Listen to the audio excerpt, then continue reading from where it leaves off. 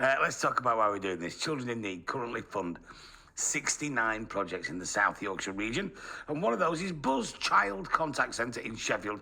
Kath Mardles is from the centre. Morning, Kath. Morning. Tell us about Buzz. So, we run a child contact centre. So, basically, we help children develop and enjoy positive relationships with the parent that they don't live with and often can't live with. Oh, wow. OK, this is a big job then, isn't it? Yeah. So Children in Need fund our supported sessions. So they're suitable for families where trust's broken down and communication's difficult and they need a neutral space. So it's vital, really, for our sustainability, the Children in Need funding, and it allows us to offer fully funded places for people who would struggle or actually not be able to pay for contact with their child. So, it's absolutely vital to our work.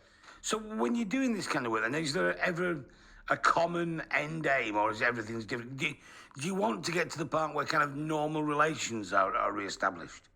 Well, we can do, yeah. I mean, it is different for everyone. It is different for everyone who comes through the door. We offer all forms of contact, from handover, where the two parents don't meet each other and we facilitate the handover of the child, through to supervised contact, which is where you're just in one room with the family and a report's written. So we do the whole journey for people. So they can actually start with us at supervised contact, move through to what is the Children in Need funded project, which is supported contact, where lots of families are in a room together, but they're supported and the parents don't have to meet each other. And then they can move through to handover, or even contact out in the community. So it's different for everybody, but I think what we do and what we can do as a voluntary organisation, as a funded organisation, is be really flexible to that family's needs. So we're not stuck in a rut. We're not saying we've got to do the same thing for everyone. We can have a holistic approach to whichever family walks through the door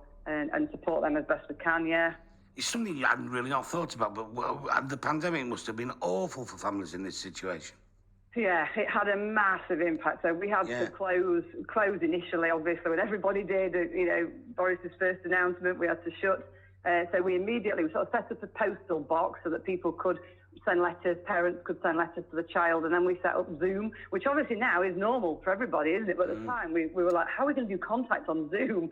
But we set Zoom contacts up. And then as soon as we could open, we reopened, and obviously very different. We had to change the way we ran it totally.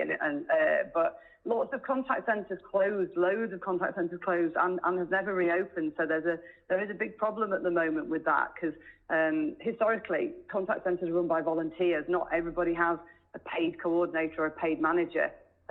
Which is why Children in Need funding is so important, because actually we've not closed, we've kept going throughout what has been, the most difficult time for people, especially living apart, for families living apart. So, yeah.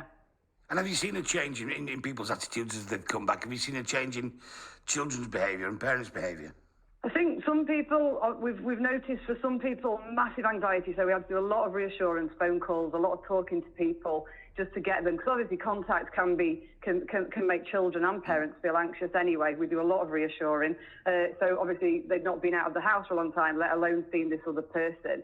So lots of reassurance. The financial poverty increased. So we've had, people asking for help just with bus fares to the centre, conversations about food poverty. So we do link with Food Works in Sheffield and Food Hall and provide food for families. Children, I've had a lot of time, and adults, but children have a lot of time where they've had to be at home. So maybe children that aren't officially identified as vulnerable have lacked that usual support from school.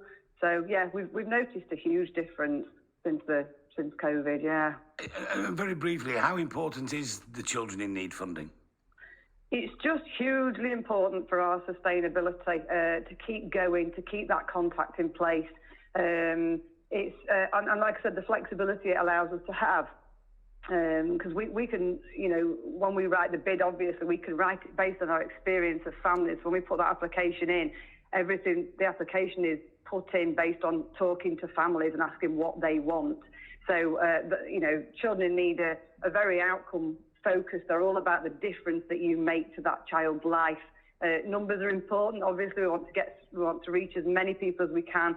But what's always been important to Children in Need is the difference you make to the children's life. So it's hugely important to us. And I hope that other contact centres across the country can access funding and like Children in Need and lots of other funders, and not just rely on volunteers to run it, because then obviously they're not sustainable. And the worry there is there's a lot of families that can't have contact. Kath, thank you very much indeed. That's Kath Mardles there from Buzz Child Contact Centre, and that's why people are going to bbc.co.uk/make a difference and donating, because all the money that we get in gets spent on charities like that. 69 charities in South Yorkshire will benefit from money that you donate today.